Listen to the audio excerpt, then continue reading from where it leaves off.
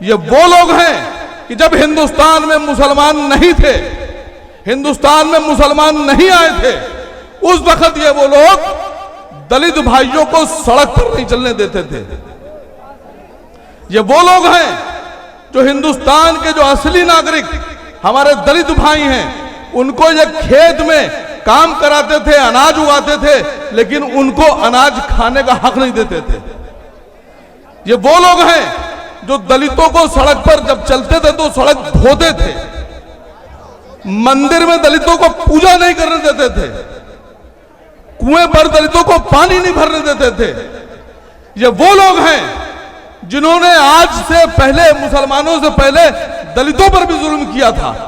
ये दरअसल अपनी सरकार बनाना चाहते हैं। ये वो लोग हैं जिन्होंने अंबेडकर जी को स्कूल में बैठने नहीं दिया, क्लास में। ये वो लोग हैं जिन्होंने एक जमाने में जो दलित औरतें थी उनको ये कपड़ा नहीं पहनने देते थे। तो इनसे घबराने की जरूरत नहीं है, इनसे मुकाबला कीजिए। अस्सलामु अलैकुम वरहमतुल्लाहि वबरकातुहू। डाइस पर तशरीफ फरमा ऑल इंडिया मजलिस इत्तेहादुल मुस्लिमीन के कौमी सदर,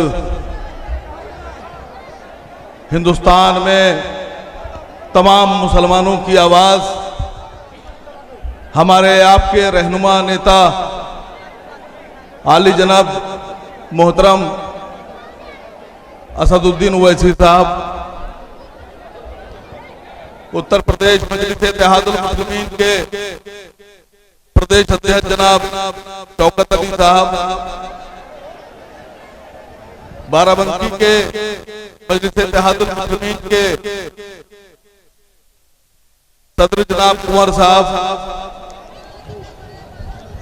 बाराबंकी के हमारे तमाम साथी कार्यकर्ता, यहाँ मौजूद बाराबंकी की आवाम, हमारे दोस्त, हमारी माएं बहनें,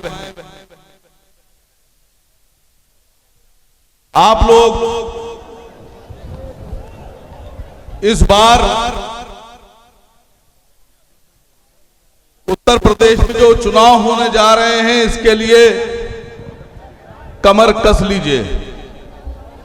इस बार हम सबको दो मोर्चों पे चुनाव लड़ना है।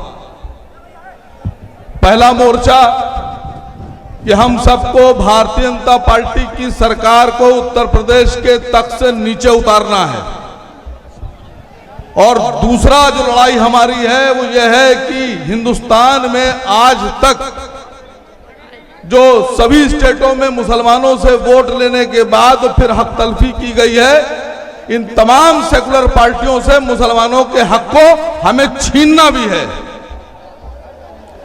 और यह हक हम इन तमाम पार्टियों से छीनेंगे, और छीनने के बाद उत्तर प्रदेश में इस बार बिना मजलिस इत्तेहादुल मुस्लिमीन के कोई भी सरकार नहीं बनने देंगे। ये हमारा ये वचन भी है, ये वादा भी है।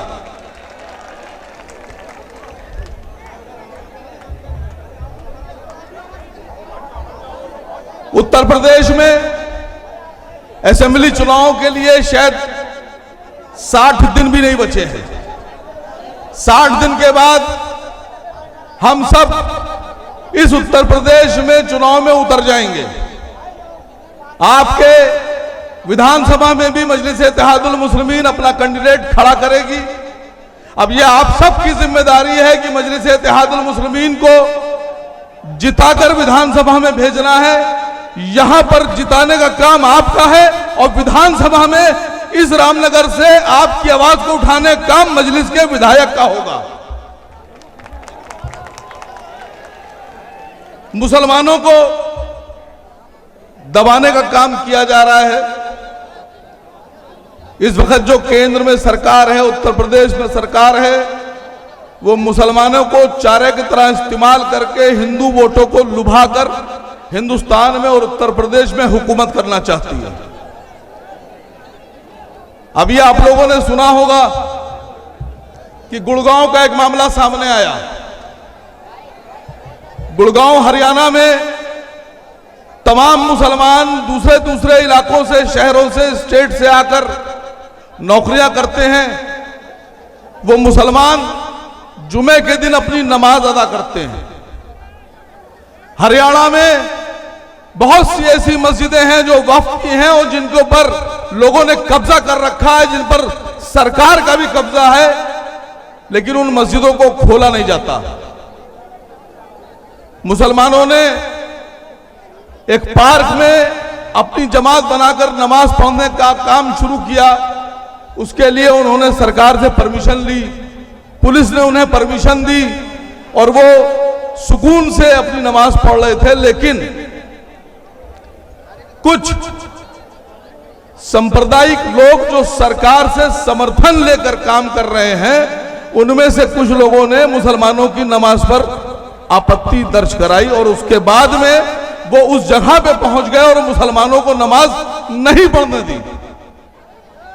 लेकिन आपको एक बात बताना चाहता हूं कि आज मुसलमानों की नमाज को लेकर जो लोग खड़े हो रहे हैं कि नहीं पढ़ने देंगे, इनसे डरने की जरूरत नहीं है।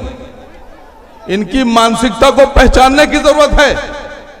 ये वो लोग हैं कि जब हिंदुस्तान में मुसलमान नहीं थे, हिंदुस्तान में मुसलमान नहीं आए थे, उस वक्त ये वो लोग दलित भाइयों को सड़क पर नहीं चलने देते थे। ये वो लोग हैं जो हिंदुस्तान के जो असली नागरिक हमारे दलित भाई हैं, उनको ये खेत में काम कराते थे, अनाज उगाते थे, लेकिन उनको अनाज खाने का हक नहीं देते थे। ये वो लोग हैं जो दलितों को सड़क पर जब चलते थे तो सड़क धोते थे, मंदिर में दलितों को पूजा नहीं करने देते थे, कुएं पर दलितों को पानी नहीं भरने देते थे। ये वो लोग हैं जिन्होंने आज से पहले, मुसलमानों से पहले दलितों पर भी जुल्म किया था। ये दरअसल अपनी सरकार बनाना चाहते हैं। ये वो लोग हैं जिन्होंने अंबेडकर जी को स्कूल में बैठने नहीं दिया, क्लास में। ये वो लोग हैं जिन्होंने एक जमाने में जो दलित औरतें थी उनको ये कपड़ा नहीं पहनने देते थे। तो इनसे घबराने की जरूरत नहीं है, इनसे मुकाबला कीजिए। मैं आपके बीच में कुछ लोग ऐसे भी होंगे जो आप लोगों से कहते होंगे कि मजलिस-ए इत्तेहादुल मुस्लिमीन की वजह से बीजेपी जीत जाएगी। बहुत से लोग ऐसे होंगे जो आपसे कहते होंगे कि मजलिस-ए इत्तेहादुल मुस्लिमीन कैंडिडेट खड़ा करेगा, बीजेपी जीत जाएगी, फिर ये हार जाएंगे, फिर वो हार जाएंगे, मजलिस-ए इत्तेहादुल मुस्लिमीन का रास्ता गलत है। तो मैं आपसे पूछता हूं कि जाकर सवाल कीजिएगा उनसे कि अगर हमारा रास्ता गलत है तो हमें सही रास्ता कौन सा है, ये तुम बताओ। जमहूरियत में जो चुनाव होते हैं यही सही रास्ता है। आज तीर, तलवार और घोड़ों का रास्ता नहीं अपनाया जाता है। आज का रास्ता है कि हम चुनाव में उतरेंगे, अपने कैंडिडेट खड़े करेंगे, उन्हें जिताएंगे और विधानसभा में भेजकर सरकार बनाएंगे। अगर हमारा रास्ता गलत है तो तुम्हारा रास्ता कौन सा है? तुम्हें बताना होगा कि तुम्हारा रास्ता कौन सा है। हम अगर अपने हक की बात करते हैं, अपने लोगों की बात करते हैं, अपनी सरकार की बात करते हैं, अपने मुख्यमंत्री की बात करते हैं, अपने डिप्टी सीएम की बात करते हैं, अपने प्रधानमंत्री की बात करते हैं, तो हम बीजेपी के एजेंट कहलाते हैं। लेकिन मैं आप लोगों से पूछ रहा हूं कि आप में से जितने लोग भी यहां दिख रहे हैं, यहां से लेकर इधर तक, क्या आप लोग सरकार बनाना नहीं चाहते अपनी? कितने लोग सरकार बनाना चाहते हैं? कितने लोग ये चाहते हैं कि आपका मुख्यमंत्री बने? अगर आप सब ये चाहते हैं कि सरकार बने आपकी, आप सब ये चाहते हैं कि मुख्यमंत्री बने आपका, तो आपको वोट देना होगा, आपको अपने लोगों को जिताना होगा। जिताएंगे आप? इस बार वोट भी हमारा, सरकार भी हमारी। अभी तक क्या होता था? वोट हमारा, सरकार तुम्हारी। अभी तक क्या करते थे?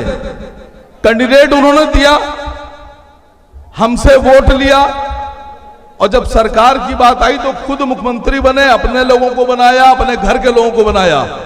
इस बार ये चलने वाला नहीं है दोस्तों। इस बार ये होने वाला नहीं है।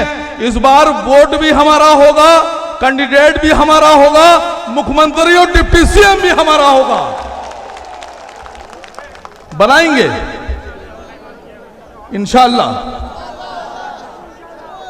इस बार ये तमाम लोग, चाहे वो समाजवादी पार्टी के लोग हों, चाहे बहुजन समाज पार्टी के लोग हों, चाहे कांग्रेस पार्टी के लोग हों, चाहे भारतीय जनता पार्टी के लोग हों, इन सब को अब किसी ये समझ में आना चाहिए कि मुसलमान अब चारा नहीं है, मुसलमान अब इस्तेमाल होने वाला नहीं है।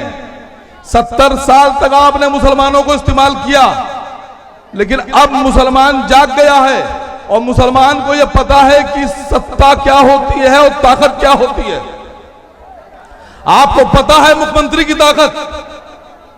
आप में से कितने लोग जानते हैं कि प्रधानमंत्री और मुख्यमंत्री की ताकत क्या होती है? मुख्यमंत्री की ताकत बता रहा हूं आपसे। आपको दूर रखा गया सत्ता से। त्रिपुरा में दंगा करते हैं, आसाम में दंगा करते हैं, दिल्ली में दंगा करते हैं, और दंगा करने के बाद अरविंद केजरीवाल साहब डर के मारे, दहशत में अपने ही नेता ताहिर हुसैन को जेल भेजते हैं। कोई बोलने वाला नहीं है। मुख्यमंत्री की ताकत बता रहा हूं आपसे। एक मुख्यमंत्री की ताकत यह होती है कि एक बार आप अपना मुख्यमंत्री बनाइए, फिर हम बताएंगे दंगा कैसे रोका जाता है। गिरेबानों से पकड़कर दंगाइयों को जेल में ठूसा जाएगा और कोई नाहक और मासूम ताहिर हुसैन को जेल नहीं भेजा जाएगा। यह है आपकी ताकत। नेता आम आदमी पार्टी का लड़ाई लड़ रहे हैं असद साहब, नेता बहुजन समाज पार्टी का लड़ाई लड़ रहे हैं असद साहब, नेता समाजवादी पार्टी का लड़ाई लड़ रहे हैं असद साहब। तो जब सब नेताओं की लड़ाई असद साहब लड़ रहे हैं तो सबका वोट किसको मिलना चाहिए? किसको मिलना चाहिए वोट? इस बार आपके बीच मजलिस इत्तेहादुल मुस्लिमीन पूरी ताकत से अपने कैंडिडेट के साथ आ रही है। अब आपका यह फर्ज बनता है कि आपको अपनी पार्टी को आगे बढ़ाना है।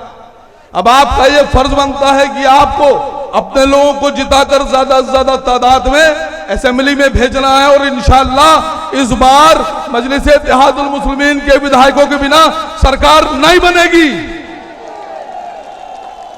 आप सब साथ हैं। एक वादे के साथ आप लोगों के बीच से जाना चाहता हूं कि इस बार मजलिस इत्तेहादुल मुस्लिमीन की सरकार, नारा लगाना है अब की बार